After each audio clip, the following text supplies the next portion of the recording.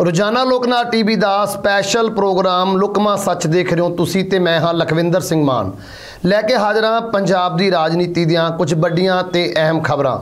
सब तो पहला गलबात करांगे चन्नी सरकार दी जो कि एक बार फिर तो एजी की नियुक्ति लैके घिरदी हुई नज़र आ रही है। जिमें कि पहला नवजोत सिंह सिद्धू के वालों अपनी ही सरकार नूं एजी की नियुक्ति उपर घेरिया गया सी।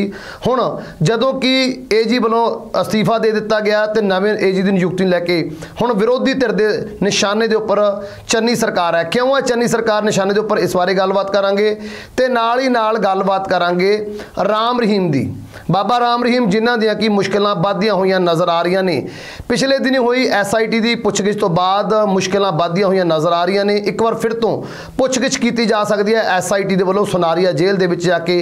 क्यों ये पुछगिछ दोबारा होएगी SIT के वालों, इस बारे भी गलबात करांगे ते गलबात करांगे भाजपा के तिखे हमले की जिहड़ा कि चन्नी सरकार के उपर उदों किया गया जदों चन्नी सरकार ने 26 जनवरी के पीड़ितों के लिए 2-2 लाख रुपए के मुआवजे का ऐलान किया सी। क्यों घेरिया गा चन्नी सरकार नूं इस मुआवजे के उपर भाजपा सरकार ने या भाजपा के आगुआं ने, इस बारे भी गलबात करांगे ते गलबात करने के लिए मेरे नाल जुड़े हैं डॉक्टर कुलदीप सिंह। सब तो पहला उन्होंने स्वागत करांगे। डॉक्टर साहब स्वागत है जी लुकमा सच दे विच। शुक्रिया लखविंदर जी, शुक्रिया। सो डॉक्टर साहब जिमें कि पिछले दिन ही नवजोत सिंह सिद्धू ने चन्नी सरकार नूं घेरिया सी एजी नियुक्ति लैके लगातार अपनी ही सरकार के उपर वरदे हुए नज़र आए सी इस नियुक्ति लैके।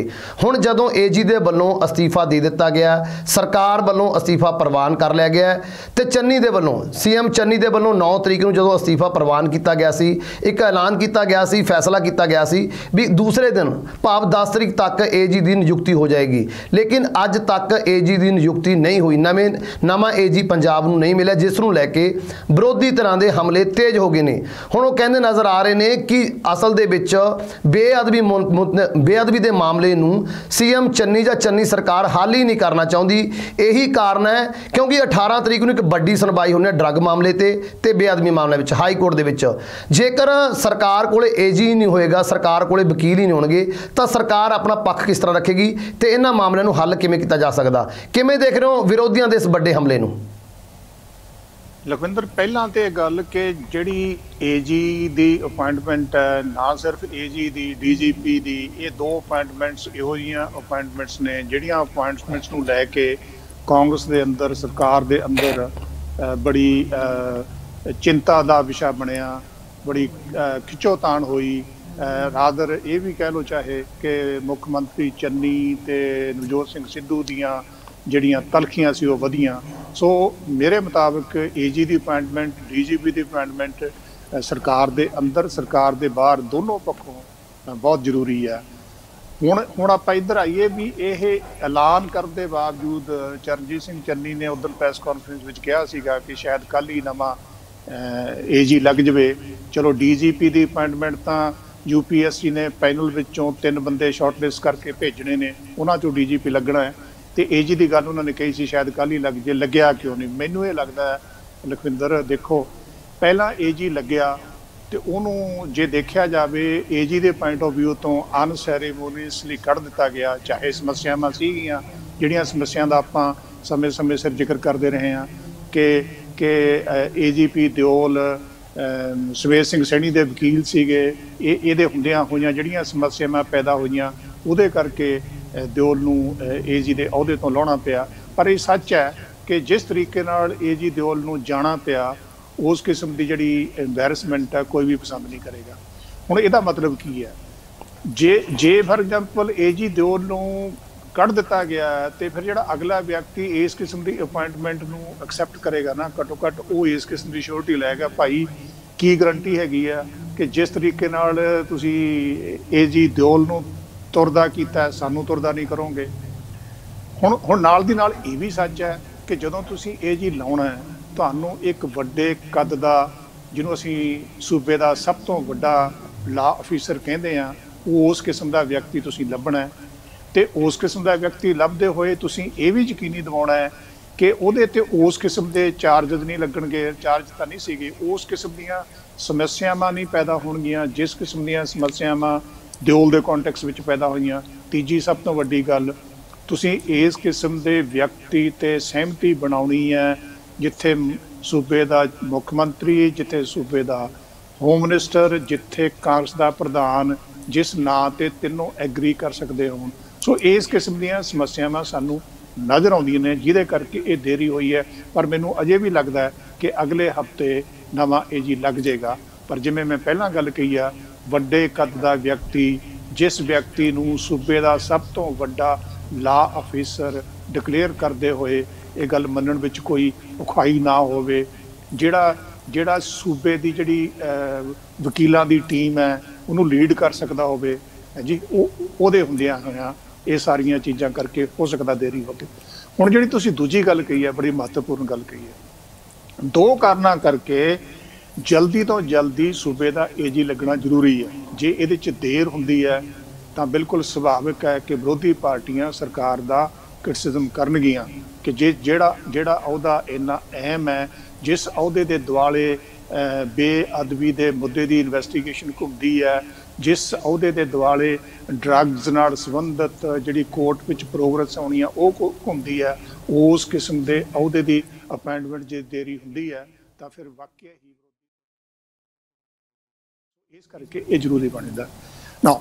ਦੇਖੋ, ਪਹਿਲੀ ਚੀਜ਼ 18 ਤਰੀਕ ਨੂੰ, ਸ਼ਾਇਦ 18 ਕਿ 19 ਤਰੀਕ ਨੂੰ ਹਾਈ ਕੋਰਟ ਵਿੱਚ ਜਿਹੜੀ ਸਿੱਟ ਦੀ ਡਰੱਗਸ ਨਾਲ ਸੰਬੰਧਿਤ ਰਿਪੋਰਟ ਹੈ ਉਹਦੇ ਖੁੱਲ੍ਹਣ ਦੀ ਸੰਭਾਵਨਾ ਹੈ। ਜਿਹੜੀ ਲਾਈਨ ਕੋਰਟ ਵਿੱਚ ਸਰਕਾਰ ਨੇ ਲੈਣੀ ਹੈ ਉਹਨੂੰ ਫਾਈਨਲ ਕਰਨਾ ਹੁੰਦਾ ਹੈ ਏਜੀ ਨੇ, ਯਾਨੀ ਕਿ ਏਜੀ ਦਾ ਜਿਹੜਾ ਆਫਿਸ ਹੈ ਉਹ ਇੱਕ ਸੈਂਟਰਲ ਪੁਆਇੰਟ ਹੁੰਦਾ ਹੈ ਇਸ ਕਿਸਮ ਦੇ ਕਾਨੂੰਨੀ ਸਲਾਹ ਦੇ ਕੰਟੈਕਸਟ ਵਿੱਚ। ਸੋ ਜੇ ਏਜੀ ਨਹੀਂ ਹੈਗਾ ਤਾਂ ਫਿਰ ਉਸ ਗੱਲ ਤੇ ਅਸਰ ਪੈ ਸਕਦਾ, ਯਾਨੀ ਕਿ ਕੋਰਟ ਦੇ ਅੰਦਰ ਕੀ ਦਲੀਲ ਦੇਣੀ ਹੈ, ਕੀ ਸਟੈਂਡ ਲੈਣਾ, ਕਿ ਕਿੱਦਾਂ ਇਹ ਇਨਸ਼ੋਰ ਕਰਨਾ ਕਿ ਜਿਹੜੀ ਸਿੱਟ ਦੀ ਰਿਪੋਰਟ ਨੂੰ ਲੈ ਕੇ ਇੰਨਾ ਰੌਲਾ ਪੈ ਚੁੱਕਿਆ ਇੰਨੇ ਲੰਮੇ ਸਮੇਂ ਤੋਂ, ਜੇ ਵਾਕਿਆ ਹੀ ਉਹ ਰਿਪੋਰਟ ਸਰਕਾਰ ਚਾਹੁੰਦੀ ਹੈ ਖੁੱਲ੍ਹੇ ਤਾਂ ਫਿਰ ਲੋੜੀਂਦੀ ਕਾਰਵਾਈ ਕੋਰਟ ਵਿੱਚ ਕਰਨ ਲਈ ਜਿਹੜੀ ਏਜੀ ਦੇ ਆਫਿਸ ਦੀ ਡਾਇਰੈਕਸ਼ਨ ਹੁੰਦੀ ਹੈ, ਲੀਡਰਸ਼ਿਪ ਹੁੰਦੀ ਹੈ, ਉਹ ਜ਼ਰੂਰੀ ਹੈ। ਦੂਜਾ ਅਹੁਦਾ ਇਹਦੇ ਤੋਂ ਵੀ ਇੰਪੋਰਟੈਂਟ ਹੈ, ਉਹ ਹੈਗਾ ਜੀ ਬੇਅਦਬੀ ਵਾਲਾ ਮੁੱਦਾ ਜੀ। ਲਖਵਿੰਦਰ, ਜਿਹੜੀ ਪਰਮਾਰ ਵਾਲੀ ਸਿੱਟ ਆ ਨਾ, ਇਹ ਸਭ ਤੋਂ ਅਹਿਮ ਮੁੱਦੇ ਦੀ ਇਨਵੈਸਟੀਗੇਸ਼ਨ ਕਰ ਰਹੀ ਹੈ। ਸਿੱਟਾਂ ਤਾਂ ਕਈ ਤੁਰੀਆਂ ਫਿਰਦੀਆਂ ਨੇ, ਜਿਵੇਂ ਬਹਿਬਲ ਕਲਾਂ ਗੋਲੀ ਕਾਂਡ ਤੇ ਕੋਟਕਪੂਰਾ ਗੋਲੀ ਕਾਂਡ, ਉਹ ਚੀਜ਼ਾਂ ਉਹ ਨੇ ਜਿਹੜੀਆਂ ਬੇਅਦਬੀ ਤੋਂ ਬਾਅਦ ਪੈਦਾ ਹੋਈ ਸਿਚੁਏਸ਼ਨ ਹੈ, ਉਹ ਜਿਹਦੇ ਲੋਕਾਂ ਨੇ ਪ੍ਰੋਟੈਸਟ ਕੀਤਾ, ਸਿੱਖਾਂ ਨੇ ਪ੍ਰੋਟੈਸਟ ਕੀਤਾ, ਗੋਲੀ ਚੱਲੀ, ਉਹ ਅਲੱਗ ਕਿਸਮ ਦੇ ਮੁੱਦੇ ਨੇ। ਪਰ ਜਿਹੜਾ ਸੈਂਟਰਲ ਮੁੱਦਾ ਹੈ ਉਹ ਹੈਗੀ ਜਿਹੜੀ ਬੁਰਜ ਜਵਾਹਰ ਸਿੰਘ ਵਾਲੇ ਤੋਂ ਗੁਰੂ ਗ੍ਰੰਥ ਸਾਹਿਬ ਦੀ ਬੀੜ ਨੂੰ ਚੋਰੀ ਕਰਕੇ ਜੂਨ 2015 ਵਿੱਚ ਚੋਰੀ ਕੀਤੀ ਗਈ, ਅਕਤੂਬਰ ਦੇ ਮਹੀਨੇ ਵਿੱਚ ਬਰਗਾੜੀ ਦੇ ਇਰਦ ਗਿਰਦ ਗੁਰੂ ਗ੍ਰੰਥ ਸਾਹਿਬ ਦੇ ਅੰਗਾਂ ਨੂੰ ਪਾੜ ਕੇ ਸੁੱਟ ਦਿੱਤਾ ਗਿਆ, ਉਦੋਂ ਪਹਿਲਾਂ ਪੋਸਟਰ ਲੱਗੇ। ਇਹ ਜਿਹੜੀ ਸਾਰੀ ਬੇਅਦਬੀ ਦੀਆਂ ਇੰਸੀਡੈਂਟਸ ਨੇ, ਇਹਦੇ ਨਾਲ ਸੰਬੰਧਿਤ ਜਿਹੜੀ ਇਨਵੈਸਟੀਗੇਸ਼ਨ ਹੋ ਰਹੀ ਹੈ ਉਹ ਇਨਵੈਸਟੀਗੇਸ਼ਨ ਕਰ ਰਹੀ ਹੈ ਆਈਜੀ ਪਰਮਾਰ ਵਾਲੀ ਸਿੱਟ। ਸੋ ਇਸ ਕਰਕੇ ਤੁਹਾਨੂੰ ਮੈਂ ਕਹਿਣਾ ਕਿ ਆਈਜੀ ਪਰਮਾਰ ਵਾਲੀ ਸਿੱਟ ਦੀ ਬਹੁਤ ਮਦਦ ਹੈ। ਇਸ ਮੁੱਦੇ ਤੇ ਪੰਜਾਬ ਦੀ ਸਰਕਾਰ, ਚੰਨੀ ਸਰਕਾਰ ਨਹੀਂ ਚਾਹੇਗੀ ਕਿ ਕੋਈ ਦੇਰੀ ਹੋਵੇ ਜੀ। ਸੋ ਅੱਛਾ, ਹੁਣ ਉੱਥੇ ਕੀ ਸਮੱਸਿਆ ਪੈਦਾ ਹੋਈ ਹੈ? ਇੱਕ ਤਾਂ ਤੁਹਾਨੂੰ ਮੈਂ ਇਹ ਗੱਲ ਦੱਸੀ ਨਾ ਕਿ ਜਿਹੜੀ ਆਈਜੀ ਪਰਮਾਰ ਵਾਲੀ ਸਿੱਟ ਹੈ ਉਹ ਬੇਅਦਬੀ ਦੇ ਮੁੱਦੇ ਦੀ ਇਨਵੈਸਟੀਗੇਸ਼ਨ ਕਰ ਰਹੀ ਹੈ, ਇਸ ਕਰਕੇ ਉਹਦਾ ਸਭ ਤੋਂ ਅਹਿਮ ਰੁਤਬਾ। ਹੁਣ ਗੱਲ ਸਾਹਮਣੇ ਕੀ ਆਈ ਹੈ, ਜਿੱਥੇ ਅਗੇਨ ਏਜੀ ਦੀ ਡਾਇਰੈਕਸ਼ਨ ਦੀ ਬਹੁਤ ਵੱਡੀ ਲੋੜ ਹੈ। ਦੇਖੋ, ਪੁਲਿਸ ਨੇ ਕਰਨੀ ਹੈ ਇਨਵੈਸਟੀਗੇਸ਼ਨ ਕਰਕੇ ਆਪਣੀ ਰਿਪੋਰਟ ਕੋਰਟ ਵਿੱਚ ਸੌਂਪਣੀ ਹੈ। ਜਿਹੜੀ ਇਨਵੈਸਟੀਗੇਸ਼ਨ ਸਿੱਟ ਨੇ ਕਰਨੀ ਹੈ ਉਹਦੇ ਆਧਾਰ ਤੇ ਐਵੀਡੈਂਸ ਜਿਹੜਾ ਜਨਰੇਟ ਹੋਣਾ ਹੈ। ਫੈਸਲਾ ਸਜ਼ਾ ਕਿਹਨੂੰ ਦੇਣੀ ਹੈ, ਕਲਪ੍ਰਿਟ ਕੌਣ ਹੈ, ਫੈਸਲਾ ਅਲਟੀਮੇਟਲੀ ਕੋਰਟ ਨੇ ਕਰਨਾ। ਸੋ ਸਿੱਟ ਦੀ ਜਿਹੜੀ ਇੰਪੋਰਟੈਂਸ ਕੀ ਹੈ ਕਿ ਵਾਕਿਆ ਹੀ ਸਿੱਟ ਇਸ ਕਿਸਮ ਦਾ ਐਵੀਡੈਂਸ ਜਨਰੇਟ ਕਰਨ ਵਿੱਚ ਸਫਲ ਹੋਗੀ, ਜਿਹੜਾ ਐਵੀਡੈਂਸ ਕੋਰਟ ਵਿੱਚ ਸਸਟੇਨ ਕਰ ਜਾਏਗਾ, ਜਿਹੜਾ ਐਵੀਡੈਂਸ ਕੋਰਟ ਮੰਨ ਲਏਗੀ, ਜਿਹੜੇ ਐਵੀਡੈਂਸ ਨੂੰ ਮੰਨਦੇ ਹੋਏ ਕੋਰਟ ਦੇ ਜਿਹੜੇ ਬੰਦੇ ਤੁਸੀਂ ਪੁਆਇੰਟ ਆਊਟ ਕਰਦੇ ਹੋ ਉਹਨਾਂ ਨੂੰ ਸਜ਼ਾ ਦੇਣ ਵਾਲੇ ਪਾਸੇ ਤੁਰ ਸਕਦੀ ਹੈ। ਦੇਖੋ, ਇਹ ਦੋ ਚੀਜ਼ਾਂ ਪੈਰਲਲ ਚੱਲਦੀਆਂ ਨੇ ਔਰ ਦੋਨੋਂ ਚੀਜ਼ਾਂ ਬਿਲਕੁਲ ਇੰਟਰਲੇਟਡ ਨੇ। ਕਿਹੜੀਆਂ ਦੋ ਚੀਜ਼ਾਂ? ਇੱਕ, ਪੁਲਿਸ ਦੁਆਰਾ ਜਿਹੜਾ ਤੁਸੀਂ ਐਵੀਡੈਂਸ ਲੱਭਣਾ ਹੈ ਜੀ, ਦੂਜਾ ਉਹ ਜਿਹੜਾ ਐਵੀਡੈਂਸ ਹੈ ਉਹ ਐਵੀਡੈਂਸ ਕਿੰਨਾ ਕੁ ਜੈਨੂਨ ਹੈ, ਕਿੰਨਾ ਕੁ ਰਿਲਾਇਬਲ ਹੈ, ਕਿ ਜਿਹਦੇ ਤੋਂ ਇਹ ਸੰਭਾਵਨਾ ਪੈਦਾ ਹੋ ਜਾਵੇ ਕਿ ਉਸ ਐਵੀਡੈਂਸ ਨੂੰ ਮੰਨਦੇ ਹੋਏ ਕੋਰਟ ਸੁਣੇਗੀ। ਹੈ ਜੀ, ਜਿਹੜੀ ਤੁਸੀਂ ਗੱਲ ਕਰਦੇ ਹੋ ਨਾ ਕਿ ਆਹ ਜਿਹੜੀ ਕਨਸਪੀਰੇਸੀ, ਇਹਦੀਆਂ ਗੱਲਾਂ ਤਾਂ ਬੜੀ ਦੇਰ ਤੋਂ ਚੱਲ ਰਹੀਆਂ ਨੇ। ਰਾਦਰ ਜਦੋਂ ਦੀ ਇਹ ਬੇਅਦਬੀ ਦੀਆਂ ਘਟਨਾਵਾਂ ਹੋਈਆਂ ਨੇ, ਜਦੋਂ ਦੀ ਬੇਅਦਬੀ ਹੋਈ ਆ, ਉਦੋਂ ਤੋਂ ਪੰਜਾਬ ਦੇ ਅੰਦਰ ਪੜ੍ਹੇ ਲਿਖੇ ਲੋਕ, ਜਿਹੜੇ ਸਿੱਖ ਧਰਮ ਨਾਲ ਜੁੜੇ ਹੋਏ ਲੋਕ, ਇੱਕ ਗੱਲ ਹਮੇਸ਼ਾ ਵਿਚਾਰ ਕਰਦੇ ਰਹੇ ਨੇ, ਜਿਹਦਾ ਜਵਾਬ ਸੌਖਾ ਨਹੀਂ ਲੱਭਿਆ ਕਿ ਪੰਜਾਬ ਵਿੱਚ ਉਹ ਲੋਕ ਕਿੱਥੋਂ ਪੈਦਾ ਹੋ ਗਏ ਜਿਹੜੇ ਲੋਕ ਗੁਰੂ ਗ੍ਰੰਥ ਸਾਹਿਬ ਦੀ ਬੇਅਦਬੀ ਕਰ ਸਕਦੇ ਨੇ। ਉਹ ਲੋਕ ਕਿੱਥੋਂ ਆ ਗਏ? ਕਿਉਂਕਿ ਪੰਜਾਬ ਦੇ ਅੰਦਰ ਤਾਂ ਸਾਨੂੰ ਕੋਈ ਗਰੁੱਪ ਲੱਭਦਾ ਹੀ ਨਹੀਂ ਜਿਨ੍ਹਾਂ ਦੀ ਗੁਰੂ ਗ੍ਰੰਥ ਸਾਹਿਬ ਵਿੱਚ ਆਸਥਾ ਨਾ ਹੋਵੇ। ਮੈਂ ਇੱਕ ਦਿਨ ਪਹਿਲਾਂ ਵੀ ਪ੍ਰੋਗਰਾਮ 'ਚ ਕਿਹਾ ਸੀ ਕਿ ਪ੍ਰੋਫੈਸਰ ਪੂਰਨ ਸਿੰਘ ਨੇ ਲਗਭਗ 100 ਸਾਲ ਪਹਿਲਾਂ ਇਹ ਗੱਲ ਆਪਣੀ ਕਵਿਤਾ ਵਿੱਚ ਕਹੀ ਸੀ, ਪੰਜਾਬ ਨਾ ਹਿੰਦੂ ਨਾ ਮੁਸਲਮਾਨ, ਪੰਜਾਬ ਸਾਰਾ ਜੀਂਦਾ ਗੁਰੂ ਦੇ ਨਾਂ 'ਤੇ। ਉਸ ਗੁਰੂ ਦੇ ਨਾਂ 'ਤੇ ਜੀਣ ਵਾਲੇ ਪੰਜਾਬ ਵਿੱਚ ਗੁਰੂ ਗ੍ਰੰਥ ਸਾਹਿਬ ਦੇ ਅੰਗ ਕਿਹਨੇ ਪਾੜੇ, ਇਹ ਸਵਾਲ ਹਮੇਸ਼ਾ ਰਿਹਾ। ਹੁਣ ਦੂਜੀ ਗੱਲ ਮੈਨੂੰ ਕਹਿਣ ਲੈਣ ਦਿਓ, ਉਹ ਆ ਜਦੋਂ ਇਹ ਸਵਾਲ ਉੱਠਦਾ ਸੀ ਨਾਲ ਇਹ ਵੀ ਦਲੀਲ ਦਿੱਤੀ ਜਾਂਦੀ ਸੀ ਕਿ ਕੋਈ ਕਲਟ ਫਿਗਰ ਮੈਂ ਤੁਹਾਨੂੰ ਪੰਜਾਬੀ 'ਚ ਮੀਨਿੰਗ ਦੱਸਦਾ। ਕਲਟ ਫਿਗਰ ਹੁੰਦੀ ਹੈ ਕੋਈ ਇੱਕ ਵਿਅਕਤੀ ਕਿਸੇ ਦੂਜੇ ਵਿਅਕਤੀ ਨੂੰ ਇਸ ਕਦਰ ਫੋਲੋ ਕਰਦਾ ਹੈ ਕਿ ਉਹਦੇ ਕਹਿਣ 'ਤੇ ਕੁਛ ਵੀ ਕਰਨ ਤਿਆਰ ਹੈ ਜੀ। ਤੇ ਕਲਟ ਫਿਗਰ ਜਿਹੜੇ ਪੰਜਾਬ ਵਿੱਚ ਡੇਰੇ ਪੈਦਾ ਹੋਏ, ਉਹਨਾਂ 'ਚ ਬਹੁਤੀਆਂ ਕਲਟ ਫਿਗਰਸ ਨੇ ਕਿ ਉਹਨਾਂ ਦੇ ਜਿਹੜੇ ਸ਼ਰਧਾਲੂ ਨੇ, ਉਹਨਾਂ ਦੇ ਜਿਹੜੇ ਪੈਰੋਕਾਰ ਨੇ, ਉਹ ਗੁਰੂ ਦੇ ਕਹਿਣ 'ਤੇ, ਸੋ ਕਾਲਡ ਗੁਰੂ ਦੇ ਕਹਿਣ 'ਤੇ ਕੁਛ ਵੀ ਕਰਨ ਨੂੰ ਤਿਆਰ ਨੇ। ਸੋ ਇਸ ਕਰਕੇ ਇਹ ਲਗਾਤਾਰ ਗੱਲ ਚੱਲਦੀ ਰਹੀ ਹੈ। ਇਨਵੈਸਟੀਗੇਸ਼ਨ 'ਚ ਵੀ ਸਾਹਮਣੇ ਆਈ ਕਿ ਗੁਰੂ ਗ੍ਰੰਥ ਸਾਹਿਬ ਦੀ ਬੇਅਦਬੀ ਦੀ ਸਾਜ਼ਿਸ਼ ਕਿੱਥੇ ਘੜੀ ਗਈ, ਜਿਹਦੇ ਵਿੱਚ ਉਹਨਾਂ ਨੇ ਨਾਂ ਲਾਇਆ ਡੇਰਾ ਪ੍ਰੇਮੀਆਂ ਦਾ। ਇਹ ਵੀ ਕਿਹਾ ਗਿਆ ਕਿ ਡੇਰਿਆ ਪ੍ਰੇਮੀਆਂ ਨੇ ਕਿਹਦੇ ਕਹਿਣ 'ਤੇ ਕੀਤੀ? ਡੇਰੇ ਦੇ ਮੁਖੀ ਦੇ ਕਹਿਣ 'ਤੇ ਕੀਤੀ। ਇਸ ਡਾਇਰੈਕਸ਼ਨ ਵਿੱਚ ਇਨਵੈਸਟੀਗੇਸ਼ਨ ਜਾਰੀ ਹੈ। ਤੇ ਨਾਲ ਇਹ ਵੀ ਸਾਨੂੰ ਥੋੜ੍ਹਾ ਬਹੁਤਾ ਪਤਾ ਲੱਗਿਆ ਕਿ ਜਿਹੜੀ ਪਰਮਾਰ ਵਾਲੀ ਸੈਕਟ ਆ, ਉਹ ਇਹ ਕਹਿੰਦੀ ਹੈ ਕਿ ਸਾਨੂੰ ਠੋਸ ਜਵਾਬ ਕੋਈ ਡੇਰਾ ਚੀਫ ਨੇ ਨਹੀਂ ਦਿੱਤਾ। ਉਹ ਜਿਹੜਾ ਸਾਡੇ ਆਨਸਰਜ਼ ਨੇ ਉਹ ਅਧੂਰੇ ਨੇ, ਹੋਰ ਇਨਵੈਸਟੀਗੇਸ਼ਨ ਕਰਨ ਦੀ ਲੋੜ ਹੈ। ਹੁਣ ਤੁਹਾਨੂੰ ਮੈਂ ਦੱਸਦਾ ਵੀ ਇਹ ਗੱਲ ਨੂੰ ਆਪਾਂ AG ਆਫਿਸ ਨਾਲ ਕਿੱਦਾਂ ਜੋੜਨਾ। ਤੁਸੀਂ ਇੱਕ ਐਵੀਡੈਂਸ ਲੱਭ ਕੇ ਲੈ, ਤੁਸੀਂ ਐਵੀਡੈਂਸ ਨੂੰ ਬਹੁਤ ਵੱਡਾ ਮੰਨਦੇ ਹੋ, ਤੁਸੀਂ ਸੁਰਖੀਆਂ ਤੁਸੀਂ ਸ਼ੇਅਰ ਕਰ ਲਿਆ, ਬੱਲੇ ਬੱਲੇ ਹੋ ਗਈ। ਪਰ ਇਹ ਤਾਂ ਜਿਹੜੇ ਸਾਡੇ ਲੀਗਲ ਮਾਈਂਡ ਨੇ ਨਾ, ਉਹ ਦੱਸਣਗੇ ਕਿ ਜਿਹੜਾ ਇਹ ਤੁਸੀਂ ਐਵੀਡੈਂਸ ਲੈ ਕੇ ਆਏ ਹੋ, ਇਸ ਐਵੀਡੈਂਸ ਦੀ ਕੋਰਟ ਦੇ ਪੁਆਇੰਟ ਆਫ ਵਿਊ ਤੋਂ ਕੀ ਵੈਲਿਊ ਹੈ। ਸੋ ਤੁਹਾਨੂੰ ਇਨਵੈਸਟੀਗੇਸ਼ਨ ਕਰਕੇ ਠੀਕ ਪੁਲਿਸ ਅਫੀਸਰ ਉਸ ਕਿਸਮ ਦਾ ਐਵੀਡੈਂਸ ਲੈ ਕੇ ਆਉਣ, ਉਹ ਜ਼ਰੂਰੀ ਹੈ। ਤੇ ਨਾਲ ਇਹ ਵੀ ਜ਼ਰੂਰੀ ਹੈ ਕਿ ਸਾਡੇ ਲੀਗਲ ਮਾਈਂਡ ਸਾਨੂੰ ਦੱਸਣ ਕਿ ਆਹ ਜਿਹੜਾ ਐਵੀਡੈਂਸ ਸਾਡੀ ਇਨਵੈਸਟੀਗੇਸ਼ਨ ਟੀਮ ਲੈ ਕੇ ਆਈ ਹੈ, ਇਹ ਕੋਰਟ ਵਿੱਚ ਖੜ ਸਕਦਾ ਹੈ। ਇਸੇ ਕਰਕੇ ਤੁਹਾਨੂੰ ਮੈਂ ਕਹਿ ਰਿਹਾ ਕਿ ਬੇਅਦਬੀ ਦੇ ਮੁੱਦੇ ਪੱਖੋਂ ਵੀ AG ਦਾ ਲੱਗਣਾ, AG ਆਫਿਸ ਦਾ ਇਸ ਮਾਮਲੇ 'ਚ ਐਕਟਿਵ ਹੋਣਾ ਬਹੁਤ ਜ਼ਰੂਰੀ ਹੈ ਜੀ। ਸੋ ਉਹਨਾਂ ਨੇ ਕਿਹਾ ਨਾ ਕਿ ਅਸੀਂ ਸ਼ਾਇਦ ਕੋਰਟ ਤੋਂ 4 ਹਫ਼ਤੇ ਹੋਰ ਮੰਗੇ ਨੇ ਕਿ ਅਸੀਂ ਦੁਬਾਰਾ ਡੇਰਾ ਚੀਫ ਦੀ ਬਿਲਕੁਲ ਸਰ, ਬਿਲਕੁਲ ਹਾਂਜੀ ਸਰ। SIT ਨੇ 4 ਹਫ਼ਤਿਆਂ ਦੇ ਹੋਰ, ਕਿਉਂਕਿ ਉਹਨਾਂ ਨੂੰ ਕੱਲ੍ਹ ਰਿਪੋਰਟ ਉੱਥੇ ਪੇਸ਼ ਕਰਨੀ ਸੀ ਹਾਈ ਕੋਰਟ ਦੇ ਵਿੱਚ, ਲੇਕਿਨ SIT ਵੱਲੋਂ ਕਿਹਾ ਗਿਆ ਕਿ ਸਾਨੂੰ 4 ਹਫ਼ਤਿਆਂ ਦੀ ਹੋਰ ਟਾਈਮ ਦਿੱਤਾ ਜਾਵੇ। ਕਿਉਂਕਿ ਉਹਨਾਂ ਮੁਤਾਬਕ ਜਿਵੇਂ ਤੁਸੀਂ ਗੱਲ ਕੀਤੀ ਸੀ ਐਨਾਲਿਸਿਸ ਕਰਦੇ ਦੌਰਾਨ, ਵੀ ਉਹਨਾਂ ਨੇ ਇਹ ਗੱਲ ਕਹੀ ਕਿ ਰਾਮ ਰਹੀਮ ਦੇ ਵੱਲੋਂ ਸਾਡੇ ਕੁਝ ਅਹਿਮ ਸਵਾਲਾਂ ਦਾ ਜਵਾਬ ਹੈ ਜਿਹੜਾ ਗੋਲ ਮੋਲ ਦਿੱਤਾ ਗਿਆ। ਲੇਕਿਨ ਪੁੱਛ ਪੜਤਾਲ ਦੇ ਵਿੱਚ ਇਹ ਗੱਲਾਂ ਸਾਹਮਣੇ ਆਈਆਂ ਨੇ ਵੀ ਇਨਵੋਲਵਮੈਂਟ ਬਹੁਤ ਜ਼ਿਆਦਾ ਵੱਡੀ ਹੈ ਡੇਰੇ ਦੀ। ਮੇਨ ਉਹਨਾਂ ਨੇ ਗੱਲ ਕਹੀ ਹੈ ਵੀ ਜਿਹੜਾ ਪ੍ਰਬੰਧਕੀ ਕੰਪਲੈਕਸ ਆ ਡੇਰੇ ਦਾ, ਉੱਥੇ ਬਹਿ ਕੇ ਇਹ ਸਾਜ਼ਿਸ਼ ਨੂੰ ਘੜਿਆ ਗਿਆ ਸੀ। ਇਹ ਸਾਜ਼ਿਸ਼ ਜਿਹੜੀ ਪੂਰੀ ਬੇਅਦਬੀ ਸੀ ਡੇਰੇ ਦੇ ਵੱਲੋਂ ਘੜੀ ਗਈ ਸੀ ਤੇ ਰਾਮ ਰਹੀਮ ਉੱਥੇ ਮੌਜੂਦ ਸੀ ਜਦੋਂ ਇਹ ਸਾਜ਼ਿਸ਼ ਘੜੀ ਗਈ ਸੀ। ਸੋ ਅਹਿਮ ਖੁਲਾਸੇ ਕਹਿੰਦੇ ਕੁਝ ਕਰ ਚੁੱਕੇ ਨੇ, ਲੇਕਿਨ ਸਾਨੂੰ ਅਜੇ ਹੋਰ ਟਾਈਮ ਚਾਹੀਦਾ, ਕਿਉਂਕਿ ਉਹਨਾਂ ਦੇ ਆਧਾਰ ਤੇ ਜਿਹੜੀ ਪੁੱਛ ਪੜਤਾਲ ਦੇ ਵਿੱਚ ਉਹਨਾਂ ਨੇ ਜਵਾਬ ਦਿੱਤੇ ਨੇ, ਭਾਵੇਂ ਕੁਝ ਗੱਲਾਂ ਦੇ ਗੋਲ ਮੋਲ ਜਵਾਬ ਨੇ ਰਾਮ ਰਹੀਮ ਨੇ, ਲੇਕਿਨ ਉਹਨਾਂ ਦੇ ਅਕੋਰਡਿੰਗ ਉਹਨਾਂ ਕਿਹਾ ਸਾਡੇ ਹੋਰ ਅਡਾਰ ਤੇ ਲੋਕ ਆਏ ਨੇ, ਅਸੀਂ ਉਹਨਾਂ ਲੋਕਾਂ ਤੋਂ ਵੀ ਪੁੱਛ ਪੜਤਾਲ ਕਰ ਲਈਏ। ਅਸੀਂ ਕਿਸੇ ਤਰ੍ਹਾਂ ਦੀ ਵੀ ਕੋਈ ਕਸਰ ਨਹੀਂ ਛੱਡਣਾ ਚਾਹੁੰਦੇ ਬੇਅਦਬੀ ਮਾਮਲਿਆਂ ਦੇ ਵਿੱਚ, ਕਿਉਂਕਿ ਬਹੁਤ ਵੱਡਾ ਤੇ ਅਹਿਮ ਮਸਲਾ ਪੰਜਾਬ ਦੇ ਨਾਲ ਸੰਬੰਧਿਤ, ਸਿੱਖ ਭਾਈਚਾਰੇ ਨਾਲ ਸੰਬੰਧਿਤ ਹੈ। ਇਸ ਲਈ 4 ਹਫ਼ਤਿਆਂ ਦਾ ਟਾਈਮ ਹੋਰ ਮੰਗਿਆ। ਕਿਵੇਂ ਦੇਖ ਰਹੇ ਹੋ ਕਿ ਹੋਰ ਕੁਝ ਲੋਕ ਵੀ ਇਨਵੋਲਵ ਹੋ ਸਕਦੇ ਨੇ, ਗ੍ਰਿਫਤਾਰੀਆਂ ਹੋਰ ਵੀ ਹੋ ਸਕਦੇ ਨੇ, ਕਿਉਂਕਿ SIT ਨੇ ਕਲੀਅਰ ਕਰਤਾ ਵੀ ਵੱਡੇ ਖੁਲਾਸੇ ਕੀਤੇ ਗਏ ਨੇ, ਜਿੰਨੇ ਵੀ ਉਹਨਾਂ ਨੇ ਆਨਸਰ ਦਿੱਤੇ ਨੇ ਰਾਮ ਰਹੀਮ ਨੇ, ਵੱਡੇ ਖੁਲਾਸੇ ਹੋਏ ਨੇ। ਹੋਰ ਜ਼ਿਆਦਾ ਪੁੱਛ ਪੜਤਾਲ ਦੇ ਲਈ ਉਹਨਾਂ ਨੇ 4 ਹਫ਼ਤਿਆਂ ਦਾ ਟਾਈਮ ਮੰਗਿਆ। ਕਿਵੇਂ ਦੇਖ ਰਹੇ ਹੋ ਬੇਅਦਬੀ ਮਾਮਲੇ ਵਿੱਚ ਹੋਰ ਗ੍ਰਿਫਤਾਰੀਆਂ, ਕਿਸ ਤਰ੍ਹਾਂ ਦਾ ਮਾਹੌਲ ਬਣੇਗਾ ਅੱਗੇ? ਸੋ ਮੈਂ ਕਹਿ ਰਿਹਾ ਸੀ ਵੀ ਜਿਹੜਾ 4 ਹਫ਼ਤੇ ਦਾ ਹੋਰ ਟਾਈਮ ਸਿੱਟ ਨੇ ਮੰਗਿਆ ਹੈਗਾ ਜੀ ਕਿ ਸਾਨੂੰ 4 ਹਫ਼ਤੇ ਦਾ ਹੋਰ ਟਾਈਮ ਚਾਹੀਦਾ। ਉਦੋਂ ਬਾਅਦ ਅਸੀਂ ਜਿਹੜੀ ਇਹ ਪਰਮਾਰ ਵਾਲੀ ਸਿੱਟ ਹੈਗੀ ਆ ਇਹ ਆਪਣਾ ਰਿਪੋਰਟ ਕੋਰਟ ਵਿੱਚ ਸਬਮਿਟ ਕਰੇਗੀ। ਦੇਖੋ ਗੱਲ ਇਹ ਹੈ ਕਿ ਦੇਖੋ ਇਹ ਤਾਂ ਬੜੀ ਦੇਰ ਤੋਂ ਚਰਚਾ ਦਾ ਵਿਸ਼ਾ ਸੀਗਾ ਕਿ ਪੰਜਾਬ ਵਿੱਚ ਗੁਰੂ ਗ੍ਰੰਥ ਸਾਹਿਬ ਦੀ ਬੇਇੱਜ਼ਤੀ ਕਰਨ ਵਾਲਾ ਕੌਣ ਹੋ ਸਕਦਾ, ਕੋਈ ਕਲਟ ਫਿਗਰ ਹੋ ਸਕਦੀ ਹੈ। ਇਸ ਕਰਕੇ ਜਿਹੜੀ ਸ਼ੱਕ ਦੀ ਸੂਈ ਸੀਗੀ ਉਹ ਡੇਰਾ ਪ੍ਰੇਮੀਆਂ ਤੇ ਗਈ। ਤੇ ਇਹ ਤਾਂ ਮਤਲਬ ਇੱਕ ਤਰ੍ਹਾਂ ਜੇ ਦੇਖਿਆ ਜਾਵੇ ਦੰਦ ਕਥਾ ਕਹਿ ਲਓ, ਕਾਮਨ ਸੈਂਸ ਕਹਿ ਲਓ, ਇਸ ਕਿਸਮ ਦੀਆਂ ਗੱਲਾਂ ਤੁਰੀਆਂ ਕਰਦੀਆਂ ਸੀ।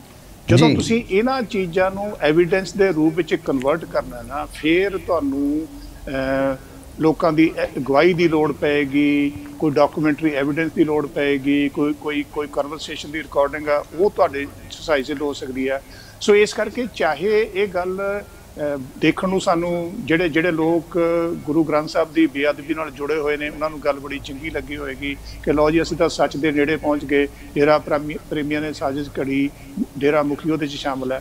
ਮੈਂ ਕਹਿ ਰਿਹਾ ਕਿ ਜੇ ਇਸ ਗੱਲ ਨੂੰ ਜਿਹਨੂੰ ਅੰਗਰੇਜ਼ੀ ਵਿੱਚ ਆਪਾਂ ਕਹਿੰਦੇ ਹਾਂ ਕ੍ਰੈਡੀਬਲ ਐਵੀਡੈਂਸ ਦਾ ਰੂਪ ਦੇਣਾ, ਜਿੱਥੇ ਤੁਹਾਡੇ ਦੁਆਰਾ ਜਨਰੇਟ ਕੀਤਾ ਹੋਇਆ ਐਵੀਡੈਂਸ ਕੋਰਟ ਵਿੱਚ ਮੰਨ ਲਿਆ ਜਾਵੇ ਤੇ ਉਸ ਐਵੀਡੈਂਸ ਨੂੰ ਮੰਨਦੇ ਹੋਏ ਜਿਹੜੇ ਵਿਅਕਤੀਆਂ ਦਾ ਤੁਸੀਂ ਨਾਂ ਲੈ ਰਹੇ ਹੋ ਉਹਨਾਂ ਨੂੰ ਸਜ਼ਾ ਦਵਾ ਦਿੱਤੀ ਜਾ ਸਕੇ, ਫਿਰ ਇਹ ਜ਼ਰੂਰੀ ਹੈ ਕਿ ਵਾਕਿਆ ਹੀ ਉਸ ਕਿਸਮ ਦਾ ਐਵੀਡੈਂਸ ਜਿਹੜਾ ਤੁਸੀਂ ਕਹਿੰਦੇ ਹੋ ਕਿ ਗੋਲ-ਮੋਲ ਜਵਾਬ ਡੇਰਾ ਚੀਫ ਨੇ ਦਿੱਤੇ। ਜਿਵੇਂ ਸਿੱਟ ਨੂੰ ਸਲਾਹ ਦੇਣ ਲਈ ਬੜੀ ਵੱਡੀ ਟੀਮ ਹੈਗੀ, ਇਸੇ ਤਰ੍ਹਾਂ ਡੇਰਾ ਪ੍ਰੇਮੀ ਨੂੰ ਸਲਾਹ ਦੇਣ ਲਈ ਵੀ ਬੜੀ ਵੱਡੀ ਟੀਮ ਹੈਗੀ ਆ ਕਿ ਕਿਵੇਂ ਤੁਸੀਂ ਇਨਵੈਸਟੀਗੇਸ਼ਨ ਨੂੰ ਡੀਰੇਲ ਕਰਨਾ, ਕਿਵੇਂ ਤੁਸੀਂ ਇਹ ਇਨਸ਼ੋਰ ਕਰਨਾ ਕਿ ਸੱਚ ਸਾਹਮਣੇ ਨਾ ਆ ਸਕੇ। ਸੋ ਇਸ ਕਰਕੇ ਇਹ ਬੜਾ ਔਖਾ ਕੰਮ ਹੁੰਦਾ, ਬੜਾ ਪ੍ਰੋਬਲਮੈਟਿਕ ਕੰਮ ਹੁੰਦਾ। ਤੁਸੀਂ ਫॉर ਐਗਜ਼ਾਮਪਲ ਜੇਲ੍ਹ ਵਿੱਚ ਇੱਕ ਵਿਅਕਤੀ ਬੈਠਾ ਹੈ, ਉਹਨੂੰ ਤੁਸੀਂ ਕੁੱਟ ਕੇ ਮਾਰ ਕੇ ਜਾਂ ਮੈਂਟਲੀ ਟੌਰਚਰ ਕਰਕੇ ਤਾਂ ਕੋਈ ਇਨਫੋਰਮੇਸ਼ਨ ਕੱਢ ਨਹੀਂ ਸਕਦੇ, ਉਹ ਤਾਂ ਪੁੱਛ ਕੇ ਹੀ ਕੱਢਣੀ ਹੈ ਨਾ। ਸੋ ਇਸ ਕਰਕੇ ਇਹ ਬੜਾ ਔਖਾ ਕੰਮ ਹੈ, ਬੜਾ ਪ੍ਰੋਬਲਮੈਟਿਕ ਕੰਮ ਹੈ। ਪਰ ਇਹ ਗੱਲ ਸੱਚ ਹੈ ਕਿ ਇਹ ਬਹੁਤ ਜ਼ਰੂਰੀ ਹੈ। ਤੇ ਨਾਲ ਹੀ ਮੈਂ ਇਹ ਕਹਿ ਰਿਹਾ ਸੀ ਕਿ ਜੇ ਇਹ ਜ਼ਰੂਰੀ ਹੈ ਫਿਰ ਸਾਡੇ ਜਿਹੜੇ ਲੀਗਲ ਫਰਟੈਂਟੀ ਦੇ ਮਿੱਤਰ ਨੇ ਉਹ ਦੱਸਣਗੇ ਵੀ ਇਹ ਜਿਹੜਾ ਐਵੀਡੈਂਸ ਸਿੱਟ ਨੇ ਜਨਰੇਟ ਕੀਤਾ ਇਹ ਵਾਕਈ ਕੋਰਟ ਵਿੱਚ ਖੜੇਗਾ। ਜੇ ਨਹੀਂ ਹੈਗਾ ਤੇ ਫਿਰ ਹੋਰ ਇਨਵੈਸਟੀਗੇਸ਼ਨ ਦੀ ਲੋੜ ਹੈ, ਤੇ ਹੋਰ ਇਨਵੈਸਟੀਗੇਸ਼ਨ ਕਰਦੇ ਹੋਏ ਉਸ ਕਿਸਮ ਦਾ ਐਵੀਡੈਂਸ ਕਿਵੇਂ ਕੱਢਣਾ ਹੈ, ਇਹਦੇ ਲਈ ਕਾਨੂੰਨੀ ਮਾਹਰਾਂ ਦੀ ਰਾਏ ਉਨੀ ਹੀ ਜ਼ਰੂਰੀ ਹੈ ਜਿੰਨੀ ਜ਼ਰੂਰੀ ਸਿੱਟ ਦੀ ਇਨਵੈਸਟੀਗੇਸ਼ਨ ਹੈ, ਜਿਹੜੀ ਇਨਵੈਸਟੀਗੇਸ਼ਨ ਐਵੀਡੈਂਸ ਕੱਢਣ ਵਾਲੇ ਪਾਸੇ ਤੁਰੀ ਫਿਰਦੀ ਹੈ। ਡਾਕਟਰ ਸਾਹਿਬ ਜਿਵੇਂ ਇੱਕ SIT ਨੇ ਕਿਹਾ ਸੀ ਵੀ ਅਸੀਂ ਕੁਝ ਹੋਰ ਲੋਕਾਂ ਤੋਂ, ਕੁਝ ਹੋਰ ਵਿਅਕਤੀਆਂ ਤੋਂ ਪੁੱਛਗਿੱਛ ਕਰ ਸਕਦੇ ਹਾਂਗੇ ਕਿਉਂਕਿ ਕੁਝ ਖੁਲਾਸੇ ਹੋਏ ਨੇ ਰਾਮ ਰਹੀਮ ਦੇ ਵੱਲੋਂ ਜਾਂ ਡੇਰਾ ਮੁਖੀ ਦੇ ਵੱਲੋਂ ਖੁਲਾਸੇ ਹੋਏ ਨੇ। ਕੀ ਤੁਹਾਨੂੰ ਲੱਗ ਰਿਹਾ ਵੀ ਜਿਹੜੇ ਇਹ ਲੋਕਾਂ ਦੀ ਗੱਲ ਕਰ ਰਹੇ ਨੇ ਉਹ ਡੇਰੇ ਨਾਲ ਸੰਬੰਧਿਤ ਹੀ ਹੋਣਗੇ ਜਾਂ ਡੇਰੇ ਨਾਲ ਤੋਂ ਬਿਨਾਂ ਵੀ ਕੋਈ ਲੋਕ ਹੋ ਸਕਦੇ ਜਿਹਨਾਂ ਤੋਂ ਪੁੱਛਗਿੱਛ ਕੀਤੀ ਜਾ ਸਕਦੀ ਹੈਗੀ? ਨਹੀਂ, ਬਿਲਕੁਲ ਸੰਭਵ ਹੈ ਕਿ ਡੇਰਾ ਚੀਫ ਨੇ ਉਹ ਨਾ ਇਨਵੈਸਟੀਗੇਸ਼ਨ ਨੂੰ ਡੀਰੇਲ ਕਰਨ ਲਈ ਕਹੇ ਹੋਣ। ਇਹ ਵੀ ਸੰਭਵ ਹੈ ਕਿ ਇਨਵੈਸਟੀਗੇਸ਼ਨ ਟੀਮ ਨੇ ਸਕਸੈਸਫੁਲੀ ਇਹੋ ਜਿਹੇ ਨਾਂ ਕਢਵਾ ਲਏ ਜਿਨ੍ਹਾਂ ਦੀ ਫਰਦਰ ਇੰਟਰੋਗੇਸ਼ਨ ਕਰਨ ਨਾਲ ਜਿਹੜੀ ਸਿੱਟ ਨੂੰ ਮਦਦ ਮਿਲੇਗੀ, ਐਵੀਡੈਂਸ ਜਨਰੇਟ ਕਰਨ ਵਿੱਚ ਸਹਾਇਤਾ ਮਿਲੇਗੀ। ਸੋ ਦੋਨੋਂ ਸੰਭਾਵਨਾ ਨੇ, ਇਹ ਤੇ ਸਮਾਂ ਹੀ ਦੱਸੇਗਾ। ਹਾਂ, ਇਹ ਸੱਚ ਹੈ ਕਿ ਜਿਸ ਪਾਸੇ ਇਹ ਸਿੱਟ ਤੁਰ ਰਹੀ ਹੈ ਇਸ ਪਾਸੇ ਲੱਭ ਜਾਣ ਦੀ ਸੰਭਾਵਨਾ ਬਹੁਤ ਜ਼ਿਆਦਾ ਹੈ, ਕਿਉਂਕਿ ਸ਼ੁਰੂ ਤੋਂ ਹੀ ਬੇਅਦਬੀ ਨਾਲ ਜੁੜੇ ਹੋਏ ਲੋਕ ਇਹ ਬਾਰ-ਬਾਰ ਕਹਿ ਰਹੇ ਨੇ ਕਿ ਇਹ ਹੀ ਲੋਕ ਨੇ ਜਿਹੜੇ ਪੋਸੀਬਲੀ ਇਸ ਕਿਸਮ ਦੀ ਘਿਨਾਉਣੀ ਹਰਕਤ ਕਰ ਸਕਦੇ ਨੇ। ਅਦਰਵਾਈਜ਼ ਪੰਜਾਬ ਵਿੱਚ ਕੋਈ ਇਸ ਕਿਸਮ ਦਾ ਵਿਅਕਤੀ ਸਾਨੂੰ ਨਹੀਂ ਲੱਭੇਗਾ ਜਿਹਦੀ ਗੁਰੂ ਗ੍ਰੰਥ ਸਾਹਿਬ ਪ੍ਰਤੀ ਆਸਥਾ ਨਾ ਹੋਵੇ। ਜੀ ਸਰ, ਸੋ ਇਹ ਤਾਂ ਸਰ ਉਹੀ ਬੇਅਦਬੀ ਦੀ ਗੱਲ। ਆਪਾਂ ਹੁਣ ਅੱਗੇ ਗੱਲ ਕਰੀਏ ਕਿਸਾਨੀ ਸੰਘਰਸ਼ ਦੀ। 26 ਜਨਵਰੀ ਬਹੁਤ ਵੱਡਾ ਦਿਨ ਹੁੰਦਾ ਸਾਡੇ ਇੰਡੀਆ ਦੇ ਵਿੱਚ। ਉਸ ਦਿਨ ਇੱਕ ਵੱਡੀ ਹਿੰਸਾ ਹੋਈ ਸੀ ਦਿੱਲੀ ਦੇ ਵਿੱਚ ਲਾਲ ਕਿਲੇ ਵਿਖੇ, ਜਦੋਂ ਕਿ ਟਰੈਕਟਰ ਰੈਲੀ ਦੇ ਦੌਰਾਨ ਇੱਕ ਹਿੰਸਾ ਦਿਖਾਈ ਦਿੱਤੀ ਸੀ ਉੱਥੇ। ਉਹਦੇ ਵਿੱਚ ਦਿੱਲੀ ਦੀ ਪੁਲਿਸ ਦੇ ਵੱਲੋਂ ਬੜੀਆਂ ਗ੍ਰਿਫਤਾਰੀਆਂ ਕੀਤੀਆਂ ਗਈਆਂ ਸਨ। ਸਿਰਫ ਉਹਨਾਂ ਲੋਕਾਂ ਦੀਆਂ ਜਿਹੜੇ ਸਿੱਖ ਸੂਰਤ ਤੋਂ ਮਤਲਬ ਕਿ ਸਕਲੋ ਸੂਰਤ ਸਿੱਖ ਸੀ, ਉਹਨਾਂ ਦੀ ਦਾੜੀਆਂ ਪੁੱਟੀਆਂ ਗਈਆਂ, ਪੱਗਾਂ ਲਾਹੀਆਂ ਗਈਆਂ, ਬੜੀ ਵੱਡੀ ਗੱਲ ਹੋਈ। ਸੋ ਗ੍ਰਿਫਤਾਰੀਆਂ ਵੀ ਹੋਈਆਂ। ਸੋ ਉਹਨਾਂ 83 ਲੋਕਾਂ ਨੂੰ ਜਿਨ੍ਹਾਂ ਨੂੰ ਗ੍ਰਿਫਤਾਰ ਕੀਤਾ ਗਿਆ ਸੀ, ਜਿਨ੍ਹਾਂ ਉੱਪਰ ਤਸ਼ੱਦਦ ਕੀਤਾ ਗਿਆ ਸੀ ਦਿੱਲੀ ਪੁਲਿਸ ਵੱਲੋਂ 26 ਜਨਵਰੀ ਨੂੰ ਲੈ ਕੇ, 26 ਜਨਵਰੀ ਦੀ ਹਿੰਸਾ ਨੂੰ ਲੈ ਕੇ, ਉਹਨਾਂ ਨੂੰ ਮੁਆਵਜ਼ਾ ਦਿੱਤਾ ਗਿਆ ਗਾ ਚੰਨੀ ਸਰਕਾਰ ਵੱਲੋਂ ਉਹਨਾਂ 83 ਲੋਕਾਂ ਨੂੰ। ਲੇਕਿਨ ਇਸ ਮੁਆਵਜ਼ੇ ਨੂੰ ਲੈ ਕੇ ਇੱਕ ਵਾਰ ਫਿਰ ਤੋਂ ਭਾਜਪਾ ਨੇ ਤਿੱਖੇ ਤੰਜ CM ਚੰਨੀ ਨੂੰ ਘੇਰਨ ਲਈ ਵਰਤੇ ਨੇ। ਉਹਨਾਂ ਨੇ ਇਹ ਕਿਹਾ ਵੀ ਇਹ ਮੁਆਵਜ਼ਾ ਨਹੀਂ, ਇਹ ਰਿਵਾਰਡ ਹੈ, ਵੀ ਉਹਨਾਂ ਨੇ ਕਿਉਂਕਿ 26 ਜਨਵਰੀ ਦਾ ਇੱਕ ਵੱਡਾ ਦਿਨ ਸੀ ਉਹਨੂੰ ਖਰਾਬ ਕੀਤਾ ਹੈ। ਉੱਥੇ ਇੱਕ ਗਿਣੀ ਮਿੱਥੀ ਸਾਜ਼ਿਸ਼ ਦੇ ਤਹਿਤ ਇੱਕ ਹਿੰਸਾ ਕੀਤੀ ਗਈ ਜਿਹਦੇ ਵਿੱਚ ਪੂਰੀ ਤਰ੍ਹਾਂ ਨਾਲ ਕਾਂਗਰਸ ਸਰਕਾਰ ਇਨਵੋਲਵ ਸੀ। ਕਿਵੇਂ ਦੇਖ ਰਹੇ ਹੋ ਭਾਜਪਾ ਦੇ ਇਸ ਵੱਡੇ ਬਿਆਨ ਨੂੰ? ਪਹਿਲਾਂ ਮੈਂ ਤੁਹਾਨੂੰ ਇਹਦੀ ਬੈਕਗ੍ਰਾਉਂਡ ਦੱਸਦਾ, ਜਿਹੜੀ 26 ਜਨਵਰੀ ਦੀ ਇਨਸੀਡੈਂਟ ਦੀ ਬੈਕਗ੍ਰਾਉਂਡ ਦੱਸਦਾ ਜੀ। ਉਹਦੇ ਚ ਨੋਟੇਬਲ ਗੱਲ ਪਹਿਲੀ ਇਹ ਹੈ ਕਿ ਸੰਯੁਕਤ ਕਿਸਾਨ ਮੋਰਚੇ ਨੇ ਲਾਲ ਕਿਲੇ ਤੇ ਝੰਡਾ ਲਹਿਰਾਉਣ ਦਾ ਪ੍ਰੋਗਰਾਮ ਨਹੀਂ ਸੀ ਦਿੱਤਾ ਜੀ। ਸੰਯੁਕਤ ਕਿਸਾਨ ਮੋਰਚੇ ਦਾ ਕੋਈ ਪ੍ਰੋਗਰਾਮ ਨਹੀਂ ਸੀਗਾ ਕਿ ਅਸੀਂ ਲਾਲ ਕਿਲੇ ਤੇ ਜਾਣਾ ਜੀ। ਸੰਯੁਕਤ ਕਿਸਾਨ ਮੋਰਚੇ ਦਾ ਰੂਟ ਤੈਅ ਸੀਗਾ ਜੀ, ਜਿਸ ਰੂਟ ਤੇ ਜਾ ਕੇ ਕਿਸਾਨਾਂ ਨੇ ਪ੍ਰਦਰਸ਼ਨ ਕਰਨਾ ਸੀ, ਰੋਸ ਮਾਰਚ ਕੱਢਣਾ ਸੀਗਾ। ਇਹ ਵੀ ਸੱਚ ਹੈ ਕਿ ਕੁਝ ਵਿਅਕਤੀ ਜਿਹੜੇ ਬਹੁਤ ਗਰਮ ਬੋਲੀ ਬੋਲਦੇ ਸੀ, ਜਿਨ੍ਹਾਂ ਨੂੰ ਸੰਯੁਕਤ ਕਿਸਾਨ ਮੋਰਚਾ ਉਨੀ ਸੀ ਕਰਦਾ, ਉਹਨਾਂ ਚੋਂ ਕੁਝ ਵਿਅਕਤੀ ਲਾਲ ਕਿਲੇ ਤੇ ਗਏ। ਦੂਜਾ ਇਹ ਵੀ ਸੱਚ ਹੈ ਕਿ ਕੁਝ ਵਿਅਕਤੀ ਟਰੈਪ ਹੋ ਗਏ ਕਿ ਕਿਉਂਕਿ ਦੱਸਿਆ ਜਾਂਦਾ ਹੈ ਕਿ ਲਾਲ ਕਿਲੇ ਵੱਲ ਜਾਣ ਤੋਂ ਲੋਕਾਂ ਨੂੰ ਰੋਕਿਆ ਨਹੀਂ ਗਿਆ। ਲੋਕ ਸਹਿਜ ਸੁਭਾਅ ਪਿੱਛੇ ਲੱਗ ਕੇ ਜਾਂਦੇ ਰਹੇ। ਦਿੱਲੀ ਦੇ ਰੂਟ ਉਹਨਾਂ ਨੂੰ ਪਤਾ ਨਹੀਂ ਸੀਗੇ, ਜਿਹੜੇ ਅੱਗੇ ਲੱਗ ਗਏ ਉਹਨਾਂ ਦੇ ਪਿੱਛੇ ਉਹ ਵਿਚਾਰੇ ਜਾਂਦੇ ਰਹੇ। ਤੇ ਫਿਰ ਜਾ ਕੇ ਲਾਲ ਕਿਲੇ ਤੇ ਜਦੋਂ ਮਾਹੌਲ ਬਣ ਗਿਆ, ਫਿਰ ਨਾ ਇੱਕ ਮੌਬ ਮੈਂਟੈਲਿਟੀ ਬਣ ਜਾਂਦੀ ਆ ਕਿ ਜਿਹੜਾ ਵਿਅਕਤੀ ਅੱਗੇ ਲੱਗ ਕੇ ਕੁਝ ਕਰਦਾ ਉਹਦੇ ਪਿੱਛੇ ਲੋਕ ਲੱਗ ਜਾਂਦੇ ਨੇ। ਸੋ ਇਹ ਸੱਚ ਹੈਗਾ ਲਾਲ ਕਿਲੇ ਦੀ ਘਟਨਾਵਾਂ ਦਾ ਕਿ ਸੰਯੁਕਤ ਕਿਸਾਨ ਮੋਰਚੇ ਦਾ ਪ੍ਰੋਗਰਾਮ ਨਹੀਂ ਸੀਗਾ। ਇਹ ਵੀ ਸੱਚ ਹੈ ਕਿ ਕੁਝ ਉਹ ਲੋਕ ਜਿਹੜੇ ਕਿਸਾਨ ਮੋਰਚੇ ਤੋਂ ਕਿਤੇ ਗਰਮ ਬੋਲੀ ਬੋਲਦੇ ਸੀ ਉਹਨਾਂ ਨੇ ਲੀਡ ਕੀਤਾ। ਤੀਜਾ ਇਹ ਵੀ ਸੱਚ ਹੈ ਕਿ ਉਹਦੇ 'ਚ ਇਨੋਸੈਂਟ ਲੋਕ ਟਰੈਪ ਹੋ ਗਏ। ਹੁਣ ਗੱਲ ਇਹ ਹੈ ਕਿ ਹਾਲਾਂਕਿ ਬੀਜੇਪੀ ਦੇ ਅੰਦਰ ਇਹਨਾਂ ਦੇ ਇੱਕ ਗਵਰਨਰ ਨੇ ਮਲਿਕ, ਉਹਨਾਂ ਨੇ ਕਿਹਾ ਕਿ ਜੇ ਲਾਲ ਕਿਲੇ ਤੇ ਸਿੱਖਾਂ ਨੇ ਝੰਡਾ ਲਹਿਰਾਤਾ ਫਿਰ ਕੀ ਹੋ ਗਿਆ। ਚਲੋ ਉਹ ਗੱਲ ਅਲੱਗ ਹੈ, ਪਰ ਜੇ ਫਾਰ ਐਗਜ਼ਾਮਪਲ ਇਹ ਗੱਲ ਬਾਰ-ਬਾਰ ਲੋਕ ਕਹਿ ਰਹੇ ਨੇ, ਸਾਡੇ ਸਾਹਮਣੇ ਆ ਰਹੀ ਹੈ ਕਿ ਭੋਲੇ ਭਾਲੇ ਲੋਕ ਟਰੈਪ ਹੋ ਗਏ ਜਿਹਨਾਂ ਨੂੰ ਰੂਟ ਨਹੀਂ ਸੀ ਪਤਾ, ਤੇ ਮੁੜ ਕੇ ਤੁਸੀਂ ਇਸ਼ੂ ਬਣਾ ਕੇ ਉਹਨਾਂ ਨੂੰ ਅਰੈਸਟ ਕਰ ਲਿਆ। ਅਰੈਸਟ ਕਰਕੇ ਤੁਸੀਂ ਇਨਹਿਊਮਨ ਟਰੀਟਮੈਂਟ ਨਾਲ ਇੰਟਰੋਗੇਟ ਕੀਤਾ। ਇਹ ਕਾਨੂੰਨੀ ਅਧਿਕਾਰਾਂ ਦੀ ਵਾਇਲੇਸ਼ਨ ਹੈ, ਇਹ ਕਾਨੂੰਨ ਦੀ ਵਾਇਲੇਸ਼ਨ ਹੈ, ਇਹ ਤਸ਼ੱਦਦ ਹੈ।